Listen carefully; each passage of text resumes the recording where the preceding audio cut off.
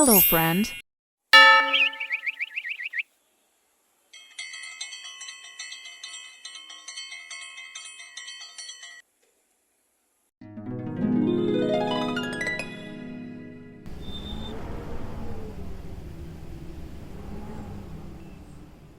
Hello guys, welcome back to my channel. ये सुबह सुबह की मेरी चाय है, आप भी एंजॉय करें।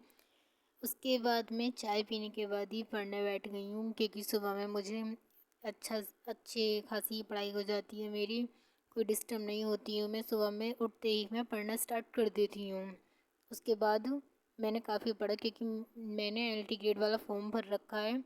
मैंने उसी की ही प्रिपरेशन कर स्टार्ट कर दी है। तो मैंने वही टारगेट सेट कर रखा था अपना। बायोलॉजी है मेरे पास, मैंने बायोलॉजी से फॉर्म फिल कर रखा है। तो मैंने बायोलॉजी का एक अपना डेली का ही टॉपिक वाइज टारगेट सेट कर रखा है। तो इस टाइम में मनुष्य का श्वसन पढ़ रही हूँ। इसमें बायोलॉजी का मेरा टॉपिक है, और पिछले टॉपिक मेरे कंप्लीट हो चुकी हैं। तो ये वाला टॉपिक मेरा स्टार्ट हो गया है आज से। तो मैं वही उसी की तैयारी मैंने स्टार्ट कर दी है, एलटी ग्रेड वाली की, क्योंकि उसका एग्ज़ाम कभी भी हो सकता है।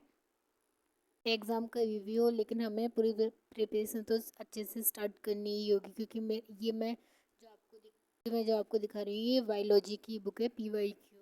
और मैं यहीं लगा दूँगी कि मैं कौन सी एलटी ग्रेड में बायोलॉजी की बुक से पढ़ रही हूँ। वही मैं यहाँ पर आपने इसी में वीडियो में लगा दूँगी, आप भी देख लेना। जो भी बायोलॉजी जिसने अपना इसमें एल्टीगेट वाले में बायोलॉजी से फॉर्म फिल किया हो, तो वो मेरा ये देख लेना। और मैं डेली PYQ करती हूँ। उससे ये होता है कि हमें पता चलता रहता है कि कितने क्वेश्चन हमारे गलत जा रहे हैं और कितने सही जा रहे हैं। मैंने ये बुक लगा दी है, देख लीजिए आप। ये एल्टीगेट की है, बायोलॉजी की। इसमें प्रैक्टिस सेट वगैरह सभी मिल जाती हैं, तो अच्छे से उसमें आपकी प्रिपरेशन हो जाती है, यानी तैयारी अच्छी खासी हो जाती है। और मैंने डेली का ही मैंने टेस्ट सीरीज़ भी ज्वाइन कर रखी है। उससे ये होता है कि हमें अपने उसमें टाइम का सेट रहता है। तो हमें ये रहता है कि हाँ चलो, हमें 3 घंटे बैठ के अपना ये टेस्ट सीरीज़ लगानी है, तो हमें इधर उधर भटकने की कोई ज़रूरत नहीं होती है। उसमें हम आराम से अपनी टेस्ट सीरीज़ लगा सकते हैं। और उससे हमें पता भी चलता रहता है कि कितने टाइम में हमने कितना करा है और कितनी चीज़ें हमने गलत कर दी हैं। यही सब चीज़ें हमें टेस्ट सीरीज़ से हमें काफ़ी फ़ायदा होता है। तो ये एल्टीगेट में जिसने भी एल्टीगेट का फॉर्म फिल किया हो, वो ये बुक जो परचेज़ कर ले, काफ़ी हेल्पफुल है। और ये हमारे लिए काफ़ी हेल्पफुल होती है। Oh तो my गाइज़, आप भी मुझे god. बताना कि किस किस ने BSc कर रखी थी बायोलॉजी से। तो जिसने बायोलॉजी से कर रखी होगी BSc, उसी उसी के पास गाइज़ मुझे ज़रूर Yes. बताना आप। फिर उसके सुबह में ही मैंने चटनी बनाई, और ये एक रोटी बनाई है आलू की पट्टी भर के। और ये चटनी और मलाई से घी है।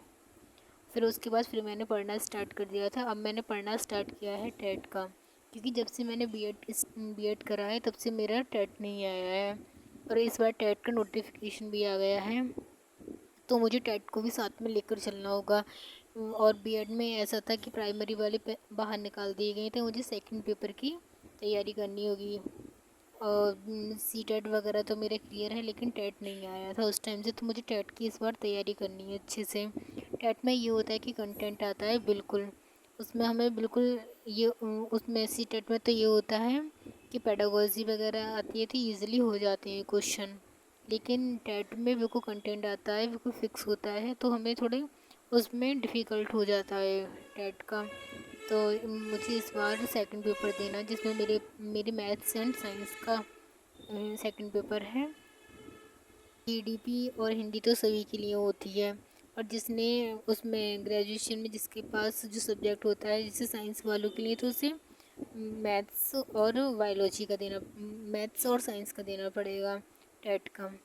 सेकंड पेपर का आपको पता ही होगा, जिसने इसे टेट दे रखा होगा। मेरा तो इस बार फर्स्ट अटेम्प्ट है इसका, टेट वाले का। तो मुझे टेट वाला भी देना पड़ेगा। टेट वाले का भी नोटिफिकेशन आ गया है, इसलिए तो मैंने उसी की भी तैयारी स्टार्ट कर दी है साथ साथ ही। मॉर्निंग में तो मैं अपने एल्टीगेट वाला पढ़ती हूँ, फिर उसके बाद ब्रेकफास्ट करने के बाद फिर मैं अपना टेट वाला स्टार्ट कर देती हूँ।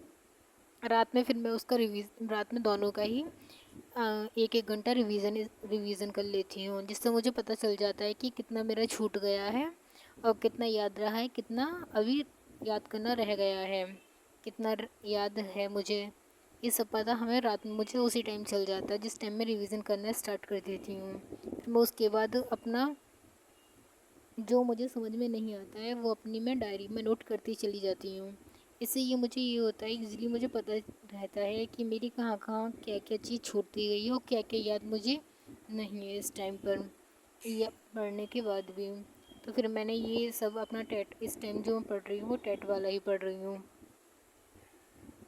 तो गाइज़ मुझे बताना है कि इस बार टेट कौन कौन दे रहा है, कि बीटीसी वाले तो प्राइमरी वाला दे सकती हैं, और वो प्रमोशन के लिए अब ऐसा कर दिया है कि आपको जूनियर का भी एग्ज़ाम क्लियर करना पड़ेगा। वो बीटीसी वाले तो दोनों फॉर्म फिल कर सकती हैं, लेकिन बीएड वाले सिर्फ इसका ही जूनियर वाला ही फॉर्म फिल कर सकती हैं। तो मेरा जो है सिर्फ जूनियर वाला फॉर्म फिल ही होगा इस बार। गाइज मुझे बिल्कुल इग्नोर करना, क्योंकि मैं कभी इधर बैठ कर पढ़ लेती हूँ, कभी उधर बैठ कर पढ़ लेती हूँ, कभी नीचे बैठ कर पढ़ लेती हूँ। क्योंकि मेरा ये है कि मुझे बेड पर थोड़ा ये लगता है कि नींद ना आ जाए, तो इसलिए मैं कभी नीचे बैठ जाती हूँ, कभी कहीं बैठ जाती हूँ, कभी चेयर पर बैठ जाती हूँ। अब मेरा ये है कि मैं थोड़ा पोजीशन चेंज करती रहती हूँ, तो मुझे अच्छे से रिवीजन हो जाता है मेरा पढ़ाई वढ़ाई। और मुझे भी इग्नोर करना है कि अभी सोच रहे हो कि ये ऐसे सुबह उठते से ही नहाई धोई नहीं है, पढ़ना स्टार्ट कर दिया है। क्योंकि गाइज मेरा ये है कि मैं नहाती धोती तब हूँ जब मेरा बिल्कुल ये पढ़ लेती हूँ अच्छे से, तो मुझे लगता है कि हाँ मेरा अब सब हो गया है और अच्छे से मुझे याद हो गया है, तब मैं पढ़ना स्टार्ट कर देती हूँ। फिर उसके बाद मैं पढ़ने के बाद फिर मैं चली जाती हूँ अपना शावर लेने। फिर मेरा ये होता है लंच दोपहर का, ये मेरा लंच टाइम है। फिर इसमें मैं खाना स्टार्ट कर देती हूँ। फिर खाना खाने के बाद थोड़ी देर मैं रेस्ट कर अब मैं खाना खाऊंगी, फिर थोड़ी देर अपना आराम करूंगी, तो रेस्ट करूंगी। फिर उसके बाद फिर पढ़ाई स्टार्ट करूंगी शाम से।